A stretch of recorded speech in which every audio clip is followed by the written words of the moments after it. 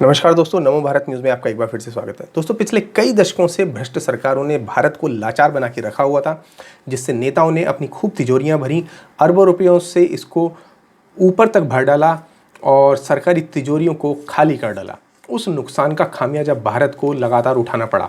हज़ारों करोड़ों की डील करके कांग्रेस विदेश से हथियार खरीदती रही, और वो भी पुरानी तकनीक वाले, जिससे आए दिन लड़ाकू विमान पनडुब्बी के हादसे देखने को मिलते थे। पूरे जीवन काल में बस एक ही ठीक ठाक डील कांग्रेस ने की, और वो थी राफेल की डील। पर उसमें भी भ्रष्टाचार की इतनी इंतहा इन लोगों ने कर दी कि वो भी भ्रष्टाचार की बलि चढ़ गई।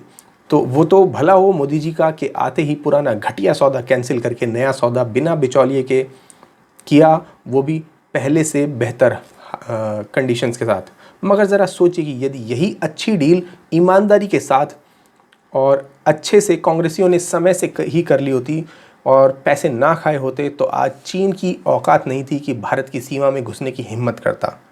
और तो और आज से 2 साल पहले ही भारत के पास राफेल विमान जैसा multi role combat aviation aircraft हमारे पास होता।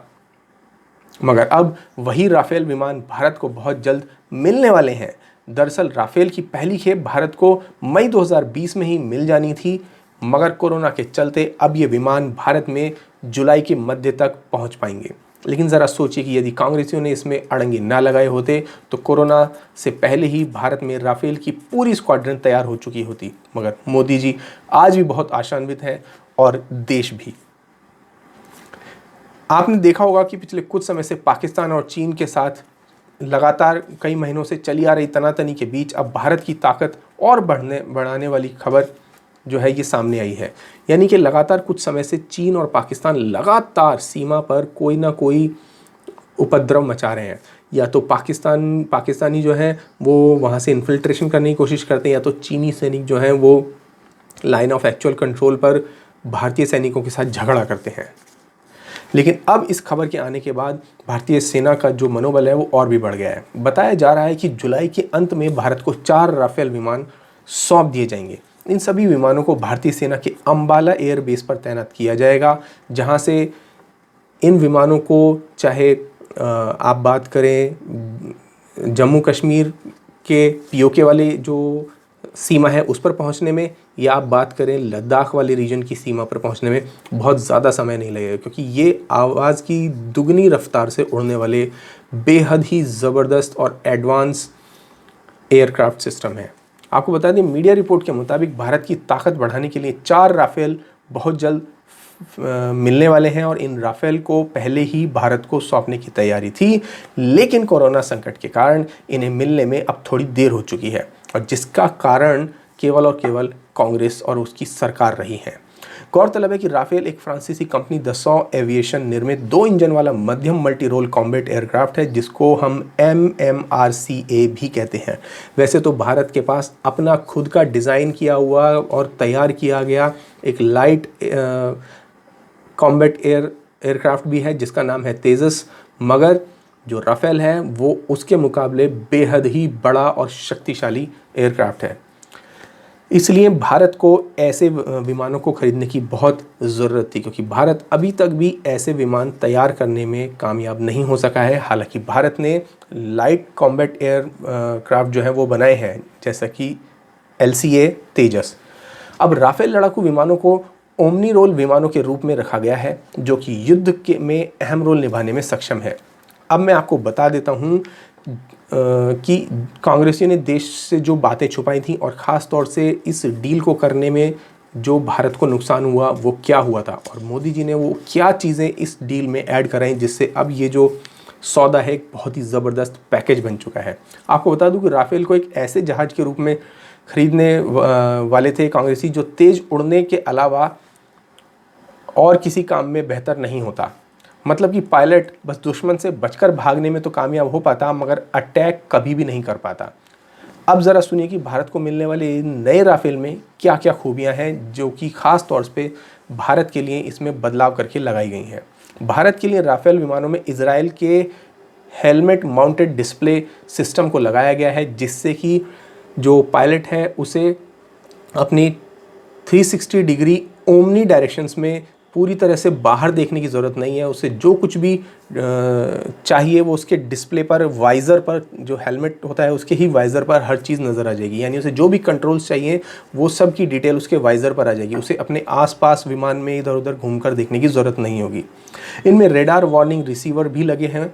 फ्लाइट का डेटा मेंटेन करने के लिए राफेल में डेटा रिकॉर्डिंग सिस्टम भी लगा है, जो कि 10 घंटे का डेटा रिकॉर्ड कर सकता है। ये खास तौर से भारत के लिए एडिशनल टाइम वाला डेटा रिकॉर्डिंग सिस्टम इसमें लगाया गया है। इसके अलावा भारत को मिलने वाले राफेल जेट में लो बैंड के जैमर्स भी लगाए गए हैं, ताकि आसपास से गुजरने वाले जो एयरक्राफ्ट्स हों उनके सिग्नल को जैम किया जा सके या मिसाइल्स के सिग्नल को जैम किया जा सके। वहीं इसके ट्रैकिंग सिस्टम और इंफ्रारेड सर्च को भी मॉडिफाई किया गया है। अब आपको बताता हूँ कि क्या है राफेल विमान की खास खासियतें। राफेल विमान 1 मिनट में 60,000 फीट की ऊंचाई तक उड़ान भर सकता है।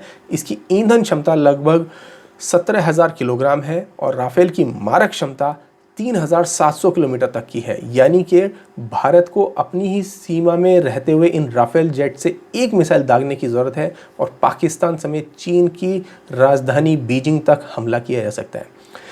इसमें स्काल्प की जो रेंज है वो 300 किलोमीटर की है और राफेल विमान एक बार में लगभग 24,500 किलो तक का वजन ले जा सकता है। ये विमान 60 घंटे की अतिरिक्त उड़ान भी भर सकता है। राफेल लड़ाकू विमानों की गति लगभग 2,223 किलोमीटर प्रति घंटा है। इसके अलावा राफेल विमान 300 किलोमीटर की रेंज से हवा से ज़मीन पर हमला करने में सक्षम है। राफेल विमान 14 हार्ड पॉइंट के जरिए भी भारी हथियार भी गिराने की क्षमता रखता है। यानी उसको ले जाकर जस्ट ड्रॉप करना होता है, ये होता है हार्ड ड्रॉप। राफेल लड़ाकू विमान हर तरह के मौसम में एक साथ कई काम करने में सक्षम है। इसे मल्टी रोल फाइटर एयरक्राफ्ट के नाम से भी जाना जाता है। मल्टीटास्कर होने की वजह से राफेल एक ऐसा विमान बन चुका है जिसे किसी भी तरह के मिशन पर भेजा जा सकता है। सोचिए, अगर समय के रहते ये समय से अगर भारत के पास आ गए होते तो जो एयर स्ट्राइक भारत ने की थी उसमें MiG-21 बाइसन की जगह राफेल का यूज़ किया जाता और पाकिस्तान के F-15 विमानों को नेस्तनाबूद कर दिया गया होता। उसके अलावा सुकोई MKI-31 की बजाय राफेल का यूज़ किया जाता, जिससे भारत का एक भी विमान POK की तरफ जाता ही नहीं। भारत की सीमा में रहते हुए मुजफ्फराबाद और बाल्टिस्तान और गिलगिट के जो आसपास के जो आतंकी इलाके हैं उनको पूरी तरह से नेस्तनाबूद कर दिया गया होता बालाकोट अटैक के बाद। आपको बता दूं कि भारतीय वायुसेना को इसकी काफ़ी वक्त से ज़रूरत थी। यह एंटी शिप अटैक से लेकर परमाणु अटैक, क्लोज एयर सपोर्ट और laser direct long range missile attack में भी अव्वल है। यानी कि अभी तक भारत ने सुखोई के साथ अपना जो मिसाइल है ब्रह्मोस उसका टेस्ट किया है, लेकिन सोचिए सुखोई के बाद सुखोई से भी कई गुना तेज़ रफ्तार से और ज़्यादा रेंज तक उड़कर जाने वाले राफेल में अगर ये ब्रह्मोस मिसाइल लग जाती है, एक परमाणु धारक क्षमता वाली मिसाइल, तो सोचिए कि दुनिया का कोई कोना नहीं बचेगा जहां तक भारत की क्षमता या भारत की रेंज ना हो जाए। इसी बात से चीन डरता है और इसी के चलते चीन ने माना जाता है कि कांग्रेसियों से डील करके इस डील को बहुत ही कमज़ोर करवा दिया था, क्योंकि उसे डर था कि यदि भारत के पास ऐसे घातक हथियार वाले राफेल विमान आ जाएंगे तो चीन भारत की एक बहुत बड़ी नुकसान वाली चीज़ बन सकता है। यानी भारत के पास एक ऐसी शक्ति आ जाएगी जो चीन का बहुत भारी नुकसान कर सकती है, या चीन को भविष्य में भारत से युद्ध लड़ने के लिए 10 बार सोचना पड़ सकता है। और इसी के चलते चीन के खुफिया एजेंट्स जो थे उन्होंने भारत की इन डील्स को बर्बाद करने के लिए कहीं ना कहीं ऐसे कांग्रेसियों का साथ लिया या उनको चुना जिससे कि इस डील को बर्बाद किया जा सके। पहले भी कई बार हो चुका है जब भारत का डोकलाम में चीन के साथ आमना सामना हुआ था और स्टैंड ऑफ हुआ था। लगभग 2 महीने तक भारतीय और चीनी सेनाएं आमने सामने खड़ी थीं। तब उस समय भी राहुल गांधी और आनंद शर्मा जैसे जो कांग्रेसी नेता थे ये चीन के राजदूत से चुपचाप मिलने जाया करते थे, और जिसके बारे में कोई भी ब्यौरा आज तक इन कांग्रेसियों ने, इन गांधियों ने जनता को नहीं दिया है कि आखिर वैसे स्टैंड ऑफ के समय में ये लोग चीन के राजदूत से क्या बात करने गए थे। यानी कहीं ना कहीं इनकी अंदर खाने कोई ना कोई साठ-गांठ तो ज़रूर है। अब इस पर आपका क्या विचार है हमें कमेंट बॉक्स में लिखकर ज़रूर बताएं। साथ ही साथ इस वीडियो को ज़्यादा से ज़्यादा शेयर करें। धन्यवाद। जय हिंद।